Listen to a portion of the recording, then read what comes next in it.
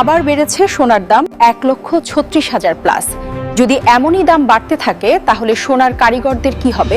তাই আমরা ডেকে নিয়েছি একজন সোনার কারিগরকে। আচ্ছা, আপনি সোনার কারিগর হয়ে নিজেকে কিভাবে অনুভব করেন? আমাদের মতো কিছু সোনার কারিগরের অনেক দুঃখের কাহিনী আছে, যেমন কাজ না থাকলে দোকানদার গুই গুই করে মাইনে দিতে, কাজের মধ্যে কমি বের করতে, তারপর বলে যাও দেশে ঘুরে আসো, কাজ ঠান্ডা এখন। আবার যখন বলি পয়সা দাও কেনাকাটি করব, তখন দোকানদার বলে দেশে যাও না, পাঠিয়ে দেবো অ্যাকাউন্টে। তারপর যখন দেশে এসে টাকার জন্য ফোন করি, তখন বলে এখনো খদ্দের দিয়ে যায়নি টাকা। কিন্তু কিছু কিছু দোকানদার আছেই অ্যাডভান্স টাকা চাইলে একবারেই দিয়ে দেয়, এটা দেখে ভালো লাগে। কিন্তু আবার কিছু দোকানদার ভাবেই অ্যাডভান্স টাকা দিয়ে একে আমি আমার গোলাম বানিয়ে রাখবো।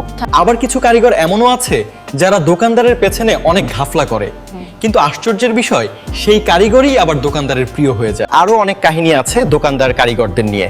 এই ভিডিওটা ভালো লাগলে তাহলে কমেন্ট করবেন, নেক্সট ভিডিওতে আমি আবার এসে আমার বক্তব্য রাখবো। এখন চলুন একটু চা খেয়ে আসি। কোথায় আপনি চা খান? চাই ভালোবাসা, সিংহজোর তেমাথা, ভগবতীপুর, হুগলি। এখানে অনেক ইউনিক জিনিস পাওয়া যায়, জেন্টস সামগ্রীর সব রকম কালেকশন পাওয়া যায়। আপনারাও আসুন একবার, এখানের চা টেস্ট করে যান। আশা করছি মুরব্বি চাওয়ালার থেকেও ভালো লাগবে। এখানের চা সত্যই খুব ভালো। আই এম তো অবাক।